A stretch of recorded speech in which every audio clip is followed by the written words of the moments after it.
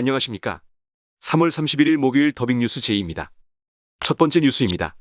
은행들이 인수위원회에 가상자산 서비스 관련 신사업 진출을 허용해달라고 요구할 계획인 것으로 알려졌습니다. 30일 금융권에 따르면 은행연합회는 최근 인수위에 제출하기 위한 은행업계 제언보고서 초안을 각 은행에 배포하고 수정 및 보완 사항을 듣고 있습니다. 최근 개정된 특금법이라 불리는 특정금융정보법에 따라 가상자산 업종 관련 기초적 체계가 마련된 만큼 시장 신뢰도를 높이기 위해서라도 은행이 참여해야 한다는 논리인데요.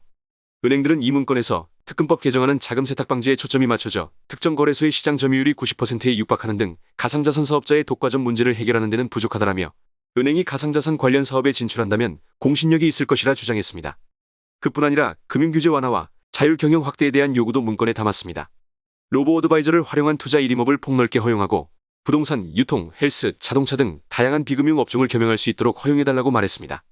은행들은 은행 산업을 독자적 서비스 산업으로 바라보는 사회적 인식 전환이 필요하다며 규제 개선을 제안했습니다. 두 번째 뉴스입니다. 지난 2017년부터 2021년까지 5년간 37만 개 이상의 제조업 일자리가 해외로 순유출됐다는 분석 결과가 나왔습니다.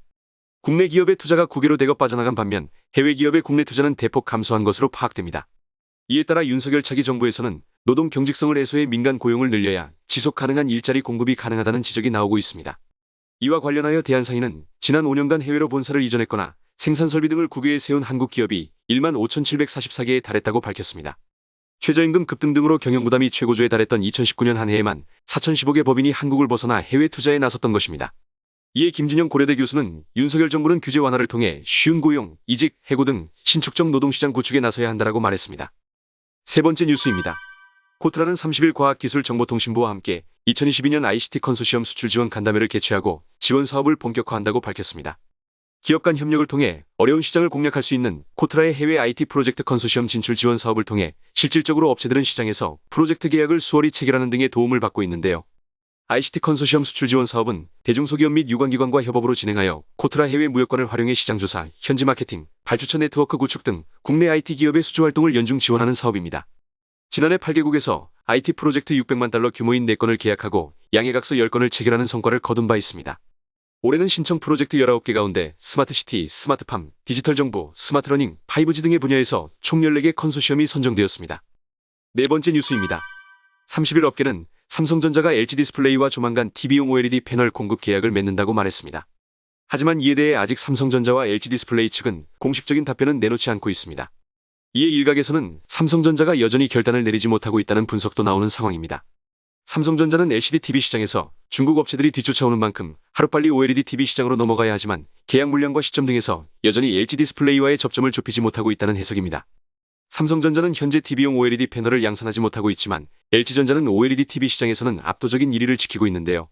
그럼에도 삼성전자가 LG 디스플레이와 OLED 패널 공급 계약을 맺지 않은 것을 두고 업계에서는 물량 납부 규모와 계약 기간에서 의견차가 좁혀지지 않고 있다고 보고 있습니다. 마지막 뉴스입니다. 가상인간 로지의 연간 광고 모델료가 3억 원으로 급등했습니다. 연간 광고료 3억 원 수준은 중견급 연예인에 해당합니다.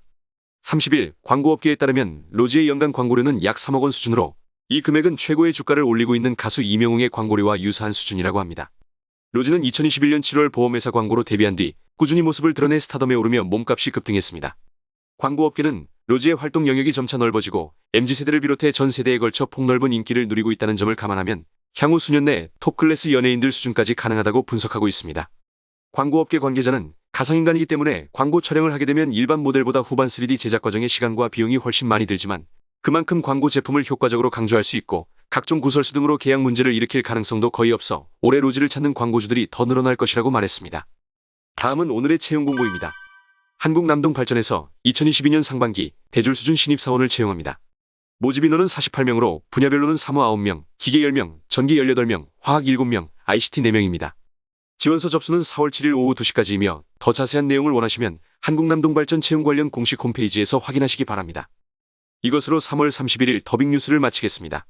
콘텐츠가 도움이 되셨다면 구독과 좋아요, 댓글 부탁드리며 알림 설정으로 더 좋은 콘텐츠를 받아보시기 바랍니다. 감사합니다.